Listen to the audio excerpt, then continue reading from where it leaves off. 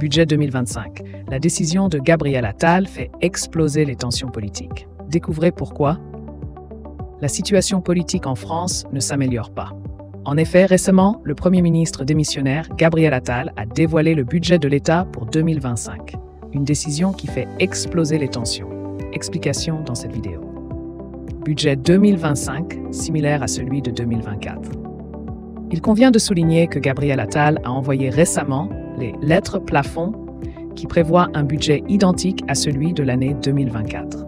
Autrement dit, le plafond de dépenses est conservé à hauteur de 492 milliards de dollars pour 2025, soit une économie de 10 milliards de dollars en prenant en compte l'inflation anticipée à 2%. Il a d'ailleurs tenu à préciser que chaque ministère sera concerné.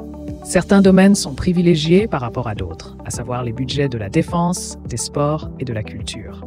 Cette décision ne fait pas l'unanimité et a été critiquée par les partis d'opposition comme la France Insoumise, l'écologiste, etc. De manière générale, ils sont hallucinés par la situation. Sous la 8e République, le fait qu'un Premier ministre démissionnaire rédige des directives budgétaires reste une situation inédite. Cela laisse entendre qu'il prend encore des décisions importantes au vu de son statut actuel.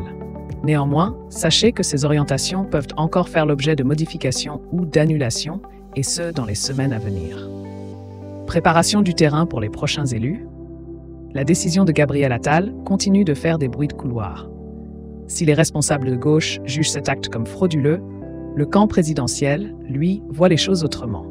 Cela servira selon lui de base pour le prochain Parlement et gouvernement, puisque le premier sera, dans tous les cas, chargé de finaliser le budget du pays. Or, ces lettres sont loin d'être impartiales. En effet, à titre de rappel, sachez que Bruno Le Maire a proposé la réduction des dépenses de l'État à hauteur de 5 milliards d'euros. Concrètement, il suggérait de diminuer les subventions dédiées à l'apprentissage, puisque leur efficacité est remise en question.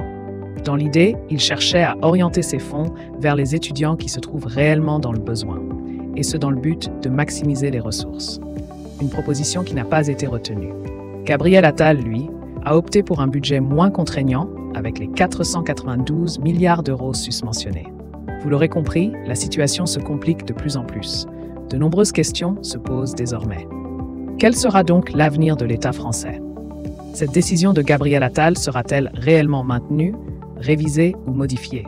Quel sera l'impact sur la fiscalité? Le déficit public diminuerait-il vraiment?